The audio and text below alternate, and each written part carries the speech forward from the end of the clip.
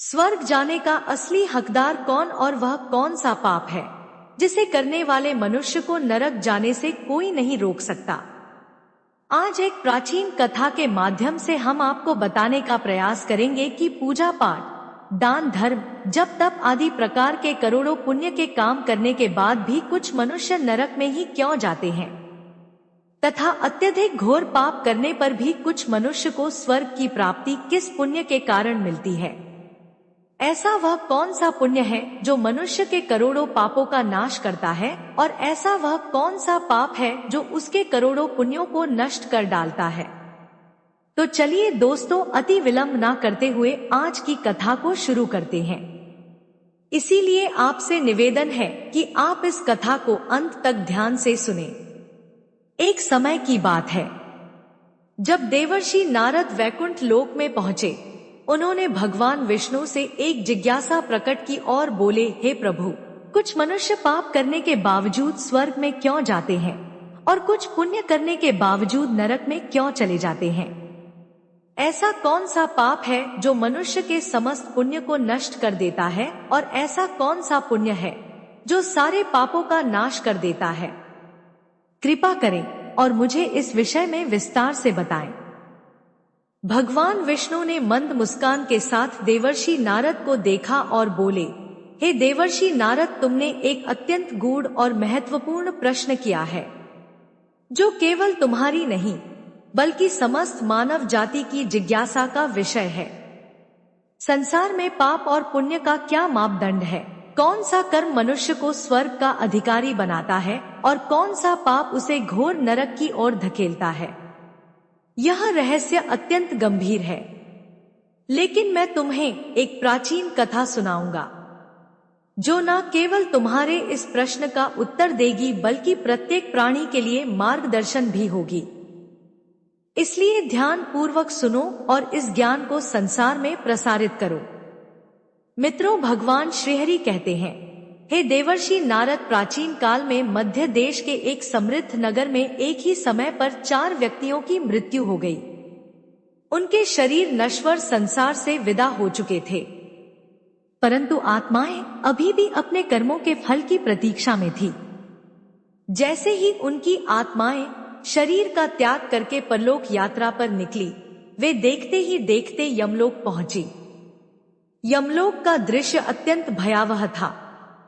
दूर दूर तक फैले धुंधले आकाश के नीचे जहां असंख्य मृत आत्माएं अपने कर्मों का लेखा जोखा प्राप्त करने के लिए प्रतीक्षा कर रही थी, वहां एक अजीब सी निस्तब्धता थी। बड़े बड़े पर्वतों के समान विशाल यमराज, जिनकी दृष्टि में न्याय की अग्नि धधक रही थी, स्वर्ण से निर्मित अपने सिंहासन पर विराजमान थे। उनके चारों ओर घोर अंधकार फैला हुआ था, जो उनके क्रोध और न्याय की गंभीरता को दर्शा रहा था।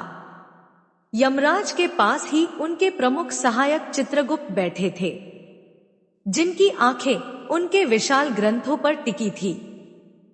यह ग्रंथ कोई साधारण ग्रंथ नहीं थे, बल्कि समस्त प्राणियों के जीवन का पूर्ण विवरण लिए हुए थे।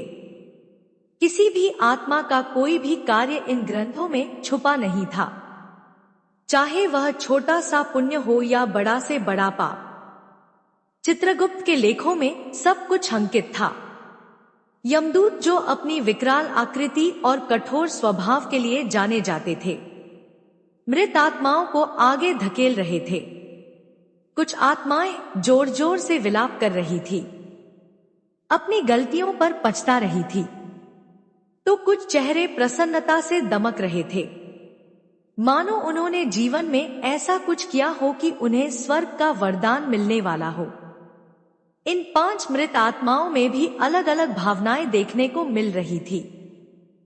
3 व्यक्तियों को अपने जीवन के पापों का भान था और उन्हें यह सुनिश्चित लग रहा था कि वे अवश्य ही नरक में जाएंगे, परंतु चौथा व्यक्ति, जो स्वयं को अत्यंत पुण्य आत्मा मानता था, गर्व से खड़ा था। उसके हृदय में एक भी संदेह नहीं था कि उसे स्वर्ग में स्थान मिलेगा, लेकिन उसे यह ज्ञात नहीं था कि न्याय का तराजू केवल कर्मों की संख्या नहीं देखता, बल्कि उनके पीछे की भावना और प्रभाव को भी परखता है। उन चारों में से 3 व्यक्तियों को अपने पापों का पूर्ण ज्ञान था और वे अपने हृदय की गहराइयों में यह अनुभव कर रहे थे कि उनका गंतव्य निश्चित रूप से नरक ही होगा। इनमें से प्रत्येक की कहानी अलग थी। उनका जीवन अलग अलग परिस्थितियों में व्यतीत हुआ था, परंतु अंततः वे सभी यमराज के दरबार में खड़े थे अपने कर्मों के फल को स्वीकारने के लिए। तब सबसे पहले व्यक्ति, जो कि एक सिपाही था, उसने दुख से भरे हुए शब्दों के साथ कहा, मैं तो पक्का नर्क में ही जाऊंगा, क्योंकि मैंने बहुत बार गरीब तथा मजबूर लोगों को तरह तरह की पीड़ाएं दी है। भाई, हम तीनों में से सबसे बड़ा पापी तो मैं ही हूं। मैंने बहुत बड़े पाप किए हैं। मैं राजा का सैनिक था, इसीलिए मैं लोगों पर जोर जबरदस्ती करता था। मैंने कितनों के प्राण लिए हैं, ना जाने कितने मासूम लोगों को सताया है, ना जाने कितने निर्दोष लोगों को मेरे हाथ से दंड मिला है। यमराज मुझे कभी क्षमा नहीं करेंगे और मैं निश्चित ही नरक में ही जाऊंगा। लेकिन मैंने यह सभी पाप जानबूझकर नहीं किए थे। अपने प्राणों के भय से और परिवार के पालन पोषण के लिए मुझे यह पाप करने पड़े थे। हमारा राजा जो कहता था उसका पालन हमें करना पड़ता था। राजा के विरुद्ध भला कोई साधारण मनुष्य कैसे जा सकता है? यह सभी पाप करते हुए मुझे अत्यंत दुख भी होता था और मैं जानता था कि यह पाप करने से मुझे नरक की ही प्राप्ति होगी। किंतु परिवार के मोहवश होकर मैंने यह कर्म किया है। लेकिन पाप तो पाप होता है, पाप करके पश्चाताप करने का क्या फायदा? इसीलिए मेरा नरक में जाना तो तय है। तब आगे वह वैश्या कहती है, हम सभी में मैं ही सबसे बड़ी पापिनी हूं। मुझसे बड़ा पाप यहाँ पर किसी ने नहीं किया होगा। जो स्त्री अनेक पुरुषों के साथ संबंध बनाती है उसे तो नरक में ही डाला जाता है, यही धर्म शास्त्र कहते हैं। इसीलिए मेरा भी नरक में जाना तय है। किंतु मैं कसम खाकर कहती हूँ, मैंने यह पाप जानबूझकर नहीं किए हैं। जब मैं छोटी मात्र 11 साल की थी, तभी एक दुष्ट व्यक्ति मुझे उठाकर ले गया और जबरदस्ती मुझे वेश्या बना दिया। मैंने ना चाहते हुए भी कई पुरुषों से संबंध बनाए हैं। मेरे पास जीवित रहने के लिए यही एक उपाय बचा था। मैं करती भी तो क्या करती? मेरे पास इतनी शक्ति नहीं थी कि मैं उस दुष्ट पुरुष से लड़ सकूं। पता नहीं किस पाप के कारण मुझे इस जन्म में वेश्या बनना पड़ा और ना जाने आगे मुझे किस पशु के रूप में जन्म लेना पड़ेगा। मेरे पाप से यह जान पड़ता है कि मैं भी पक्का नरक में ही जाऊंगी। तभी बीच में वैश्या की बात को काटते हुए वह चोर कहता है, आप दोनों से भी अधिक पाप मैंने किए हैं। मैं तो एक चोर था, दूसरों का धन लूटता था, दूसरों को तकलीफें दी है, लेकिन ऐसा मैंने मजबूरी में किया था। चोरी करके मैं अपने परिवार का पेट पालता था, क्योंकि मुझे कोई काम नहीं देता था। तो शायद विधाता ने मेरे भाग्य में यही लिखा था, इसीलिए मैं ही हम चारों में सबसे बड़ा पापी हूं। मेरे पाप से मुझे कभी मुक्ति नहीं मिलेगी, यह मैं जानता हूं। पता नहीं मुझे अगला जन्म किस पशु का मिलेगा। यमराज मुझे कौन सा दंड देंगे? मित्रों, उन लोगों के पापों की चर्चा को सुन वह विद्वान ब्राह्मण जोर जोर से हंस पड़ा और कहने लगा, मेरा कितना दुर्भाग्य है कि मैं इन आज पापियों के साथ बैठा हूं, जबकि मुझे स्वर्ग में होना चाहिए। हे पापियों, तुम लोगों की बातें सुनकर तो लगता है कि तुम्हें नरक ही मिलना है तथा बहुत सजाएं भी भुगतनी पड़ेगी। मैं एक विद्वान ब्राह्मण था। मैंने अपने पूरे जीवन काल में पूजा पाठ जप तप दान धर्म किए हैं, हजारों को ज्ञान की बातें सिखाई है, कितने ही मांगलिक कार्य किए हैं, विवाह जैसे शुभ कार्यों को संपन्न किया है। इसीलिए मेरा स्वर्ग में जाना तय है। तुम लोग बस देखते रहना मेरा कैसे यमराज और उनके दूत स्वागत एवं सत्कार करते हैं। और हाँ, मैंने अपने जीवन में कभी कोई पाप नहीं किया है, और जाने अनजाने में किए भी होंगे तो मेरे पुत्रों पौत्रों के द्वारा श्राद्ध, दान, तर्पण आदि के कार्यों द्वारा मेरे पाप भी नष्ट हो जाएंगे। मैं नित्य देव पूजा करता था, मंदिर जाता था, द्वार पर आए अतिथियों को भोजन कराता था। इसीलिए मुझे पूरा विश्वास है कि यमराज मुझे स्वर्ग में ही डालेंगे और मुझे मोक्ष की प्राप्ति निश्चित ही होगी। मित्रों, थोड़ी ही समय के बाद यमराज और चित्रगुप्त अपने स्थान पर विराजित होते हैं और तब उन चारों के पापों तथा पुण्य के कर्मों का मूल्यांकन किया जाता है। सबसे पहले बारी आती है उस सैनिक की। तब चित्रगुप्त उसके कर्मों का लेखा जोखा निकालते हैं और कुछ समय विचार करके उसके पाप पुण्य का मूल्यांकन करते हैं और उसे यमराज स्वर्ग में जाने के लिए कहते हैं। इस विचित्र निर्णय को सुनकर वह सैनिक आश्चर्यचकित हो जाता है, किंतु वह चुपचाप बड़ी प्रसन्नता के साथ वह स्वर्ग के द्वार की ओर निकल जाता है। दूसरी बार चित्रगुप्त उस वेश्या का लेखा जोखा निकालते हैं और कुछ देर तक विचार करने के बाद तथा उसके पाप पुण्य का मूल्यांकन करके यमराज उसे भी स्वर्ग में जाने के लिए कहते हैं। इस विचित्र निर्णय को सुनकर वह वेश्या भी आश्चर्य में पड़ जाती है। उसे यमराज के निर्णय पर विश्वास नहीं होता है और वह बिना कुछ कहे ही बड़ी ही प्रसन्नता के साथ स्वर्ग के द्वार की ओर चली जाती है। फिर तीसरी बार चित्रगुप्त उस चोर का भी लेखा जोखा निकालते हैं और उसके पाप पुण्य का मूल्यांकन करने के बाद यमराज उसे भी स्वर्ग में जाने के लिए कहते हैं। इस निर्णय को सुनकर चोर भी आश्चर्य में पड़ जाता है और बड़ी ही प्रसन्नता से वह स्वर्ग के दरवाजे की ओर चला जाता है।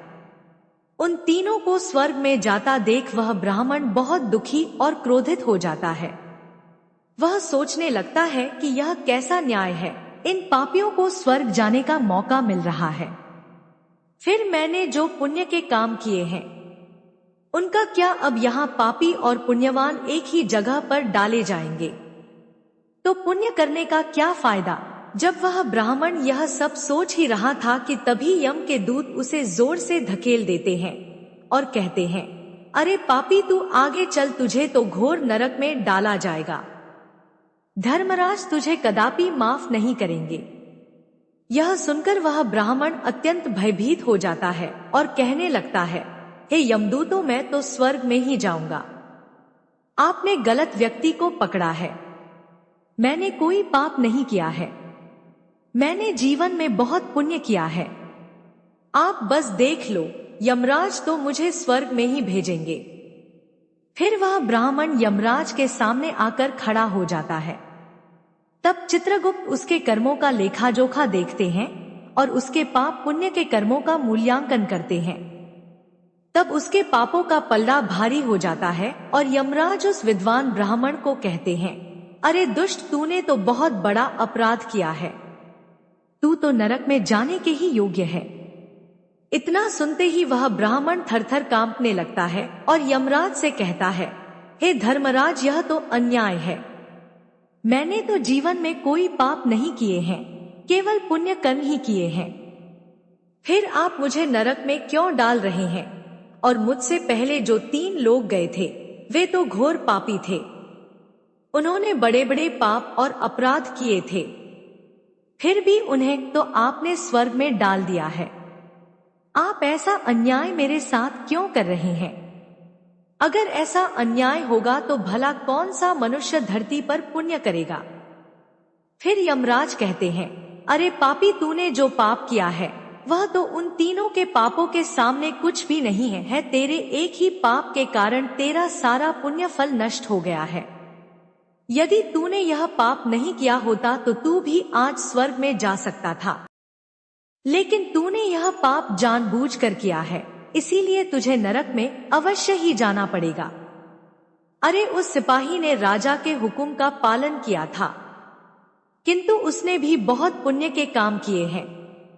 उसने कई बेसहारा लोगों की मदद की है, अपनी हैसियत के अनुसार कई लोगों की मदद की थी, इसीलिए वह स्वर्ग में ही गया है। दूसरी जो वेश्या थी वह अपने मन से वेश्या नहीं थी। उसे जबरदस्ती डाला गया था और उस वेश्या ने तो केवल अपने शरीर को पीड़ा दी है, लेकिन बाकी कार्य तो उसने पुण्य के ही किए हैं। वह पशु पक्षियों को रोज दाना डालती थी, जानवरों की सेवा करती थी, इसीलिए उसका भी पुण्य पाप से बड़ा था। तथा उस चोर ने तो अपनी मजबूरी में चोरी की थी, किंतु वह चोर दूसरों की भूख मिटाता था, फिर भी गरीबों को दान करता था। उसने कभी किसी निर्दोष और गरीब व्यक्ति के घर चोरी नहीं की थी। उसके पुण्य कर्म उसके पाप से अधिक थे, इसीलिए वह स्वर्ग में गया। इतना सुनकर वह ब्राह्मण बोलता है, हे धर्मराज, इन चारों ने जो भी पुण्य किए हैं वह तो मैंने भी किए हैं, बल्कि उनसे कई गुना अधिक किए हैं। फिर भी मैंने ऐसा कौन सा पाप किया है जो मुझे नरक में भेजा जा रहा है। तब यमराज क्रोध से भरे हुए शब्दों से कहते हैं, हे दुष्ट, याद कर तूने अपने पालनकर्ता राजा की ही अपने मुख से निंदा की थी। बिना कुछ जाने समझे तूने अपने ही राजा पर ब्रह्मा हत्या का लांछन लगाया था और यह बात बार बार कहते हुए अपने राज्य में फैला रहे थे, जबकि वे सभी निर्दोष हैं। यह बात तब की है जब राजा ने अपने महल पर कुछ ऋषि मुनियों को भोजन हेतु बुलाया था। वहीं दूसरी ओर जब रसोइया अपने महल के आंगन में भोजन पका रहे थे, तभी एक चील अपने मुंह में सर्प को लेकर वहीं से जा रही थी। उसी समय सर्प के मुख से विष की कुछ बूंदें उन रसोइयों द्वारा पकाए हुए भोजन में जा गिरी थी, जिस कारण से भोजन ग्रहण करने हेतु आने वाले सभी ऋषियों ने वह खीर खा ली थी और उसी से वे सभी मृत्यु को प्राप्त हुए थे। इस विषय में वह राजा और उसके रसोइया भी निर्दोष हैं, क्योंकि वह बिल्कुल अनजान थे कि इस खीर में सर्प का विष गिरा हुआ है और उन ऋषियों की अनजान वशता में ही मृत्यु हो गई थी। हे ब्राह्मण, चील ने स्वयं की भूख मिटाने के लिए सर्प का शिकार किया था। सर्प ने स्वयं की रक्षा हेतु विष को जमीन पर डाला था, जो कि खीर में जा गिरा। यह सभी निस्वार्थ भाव से अपना अपना कार्य कर रहे थे। इन्होंने किसी भी कारणवश यह पाप नहीं किया है, अतः इस पाप को करते समय इन्हें कोई सुख या दुख की अनुभूति ना थी। किंतु वहीं दूसरी ओर तुमने अपने कटु वचनों के साथ स्वयं के पालनकर्ता राजा की बहुत ज्यादा निंदा की है। इसमें तुम्हारा कोई स्वार्थ हो ना हो, लेकिन तुमने किसी के अनजान पाप की निंदा अपने मुंह से कई लोगों से की थी, अपितु राजा की निंदा करने से जो तुम्हें मन सुख की प्राप्ति हुई थी, इसीलिए तुम ही इस महापाप के भागी बन जाते हो। इतना कहकर यमराज शांत हो जाते हैं और फिर यमराज की आज्ञा अनुसार उस ब्राह्मण को घोर नरक में डाल दिया जाता है। आगे चित्रगुप्त से यमराज कहते हैं, जो भी व्यक्ति किसी की चुगली निंदा करते हैं उन्हें इस प्रकार का ब्रह्मा हत्या का पाप लगता है। इसीलिए किसी की अपने स्वार्थ या निस्वार्थ भाव से निंदा नहीं करनी चाहिए। कुछ लोग ईर्ष्या के भाव से दूसरों की निंदा करते हैं या चुगली करते हैं। निंदा करने वाला और किसी की निंदा को सुनने वाला दोनों ही पाप के भागीदार होते हैं। बिना वजह किसी का अपमान करना, उसे शब्दों से प्रताड़ित करना भी पाप होता है। इसीलिए किसी की बुराई नहीं करनी चाहिए। मन, वचन और कर्म से किसी को दुख पहुंचाना भी पाप कहलाता है। तो दोस्तों, अब भगवान विष्णु कहते हैं, हे देवर्षि नारद, अब मैंने आपके प्रश्न का उत्तर दिया। इस संसार में सबसे बड़ा पाप किसी निर्दोष व्यक्ति पर झूठा लांछन लगाना है। जो मनुष्य बिना किसी आधार के और न्याय तथा अन्याय के परिभाषा को बिना समझे किसी भी व्यक्ति को दोषी मानता है या उसकी निंदा करता है, तो उसे निश्चित रूप से नरक में जाना ही पड़ता है। अर्ध असत्य बोलने के कारण ही धर्मराज युधिष्ठिर को नरक से गुजरना पड़ा था। तो दोस्तों, कभी किसी पर गलत आरोप नहीं करना चाहिए। सत्य जानकर भी असत्य का साथ नहीं देना चाहिए। जो दूसरों पर गलत आरोप डालता है उसे यमराज कभी क्षमा नहीं करते हैं। तब देवर्षि नारद कहते हैं, हे प्रभु, मैं धन्य हो गया, आपकी लीलाएं अद्भुत है। तो उम्मीद है आपको यह कथा पसंद आई होगी। वीडियो को लाइक जरूर करें और कमेंट में जय श्री कृष्ण अवश्य लिखें। साथ ही चैनल को सब्सक्राइब करें। आप सभी का धन्यवाद।